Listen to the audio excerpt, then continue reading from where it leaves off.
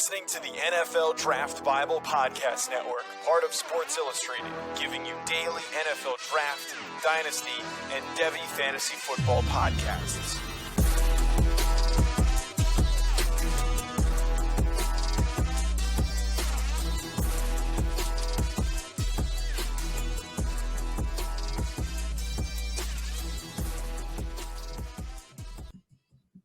Class is in session. Welcome in to the draft seminar presented by Sports Illustrated's NFL Draft Bible Podcast Network. I'm your host, Matt Hicks, the FF Educator, joined as always by John Lobb, the Gridiron Scholar.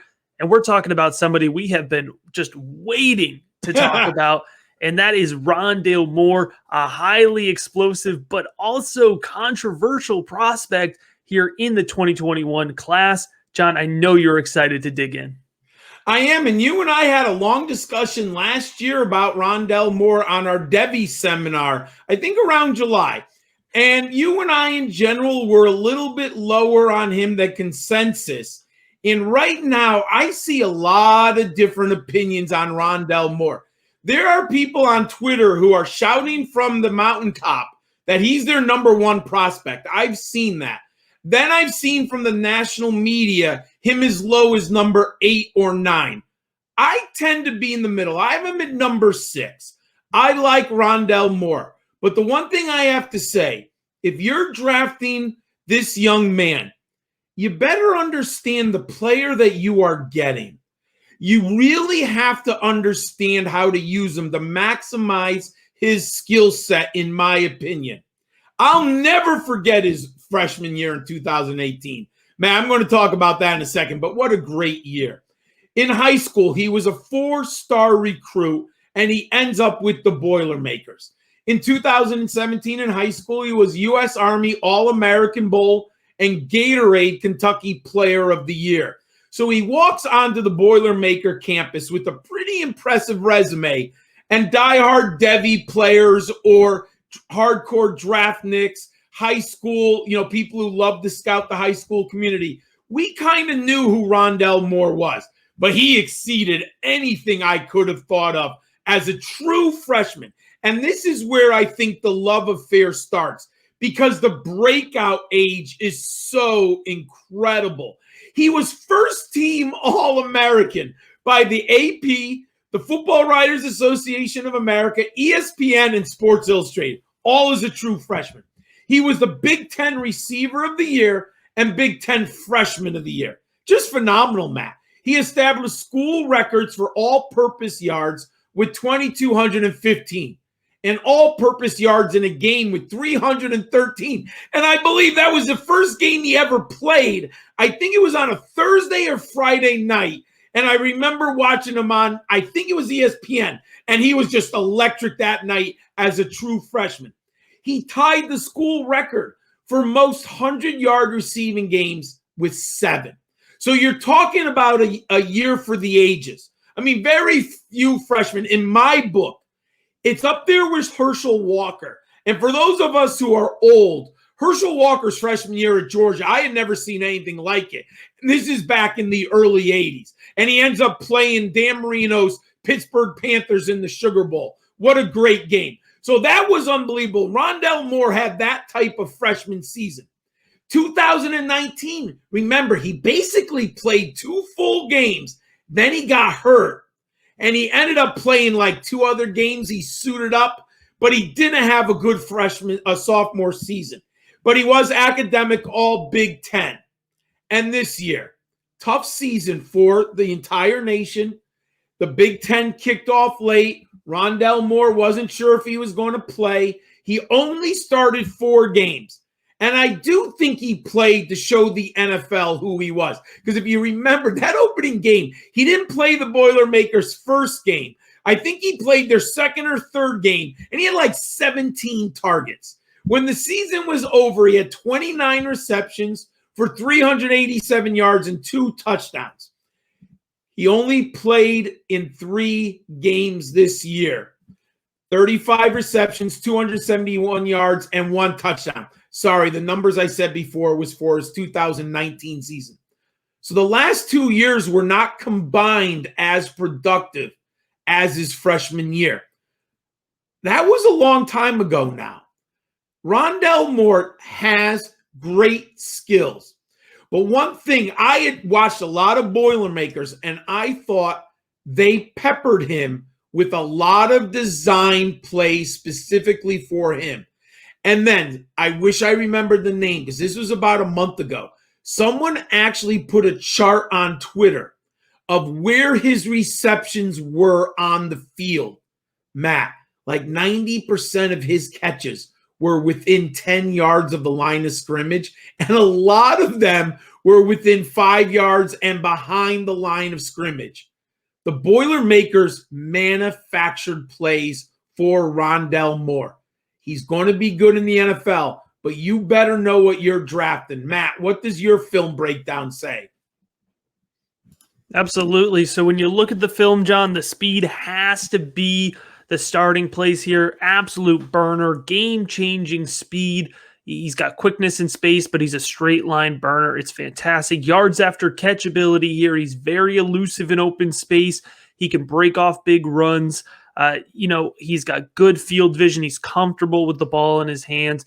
Athleticism also earns an 88 here. He's very twitchy player. He's got sharp, quick body movements. He moves really well in tight spaces, just as much as he does in the open field. And although he's a little bit undersized in terms of height, I imagine that he has a high vertical ability in testing because it certainly shows up on tape. And he's got good hands, John. Consistent hands, nice ball tracking. It comes through really well on his tape. So, John, why don't we go ahead and actually flip on his tape? I have a fantasy football projection here of a weekly starter. Let's go, my man. All right, absolutely here. So as we flip on the tape provided by Brandon Lejeune, Devy Deep Dive on Twitter, as always. Ohio State. Look at that yards after catch ability here. He's going downfield. He's breaking tackles against Ohio State. We're going to see the straight line speed there in the ball tracking. Great balance to stay on his feet, John, and extend this play. Absolutely. He fights for every yard. Now, we are seeing him run his deep outs here, and these are not normal. But when he does do it, he can be productive. But that's not his career. Absolutely. And you could see that's more of his career, this drag route under the middle here. But he extends the play for 95% of receivers. That's a 2-yard gain, 3-yard play, and he makes it a 30-yard play. And then again, the breakaway speed, John, if he gets to the second level of the field and he can see the end zone, he's going to reach the end zone. Absolutely. Here's a jet sweep. So we do see him with the ball in his hands. And look at that vision, his cutback. Look at that. He's able to get down the field. But in the NFL, those safeties are going to wrap quicker. The corners are going to wrap faster. So you're not going to get as many of these after the catch yards, I believe, out of Rondale Moore. Here we go. Another jet sweep. And you're going to see here when he's running routes, he's crisp in and out of his routes. But, John, the drag routes, the out routes especially, that's where he's getting 90% of his production. So that's really what we're looking at. But when given the opportunity to go up and make this contested catch, he puts his body in a good spot, and he gets just enough separation there to make him an end zone threat as well.